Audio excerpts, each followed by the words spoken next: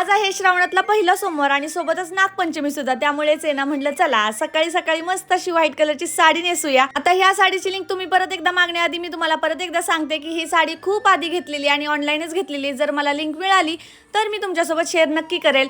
आता इकडे माझं आवरून तर झालं होतं, पण पप्पांनी ना जे सामान आणलं होतं सगळं अर्धवट आणलं होतं, म्हणून आहे ना घरीच लाह्या बनवून घेतल्या। आता कशा तरी झाल्या होत्या, कारण लाह्या आधी ज्वारी भिजवून केल्या जातात आणि बरेच सामान ते विसरले होते, त्यामुळे ना मला काय काय गोष्टी ना सगळ्या करून घ्याव्या लागत होत्या।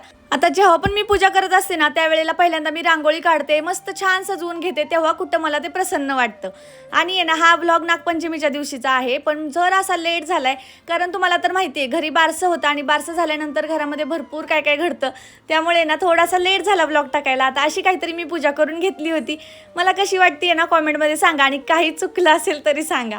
त्यानंतर संध्याकाळच्या वेळेला इथे सगळ्यांचा स्ट्रगल चालू होता दिवा पेटवण्यासाठी, कारण इतकं वारं होतं आणि दिवा काय पेटत नव्हता।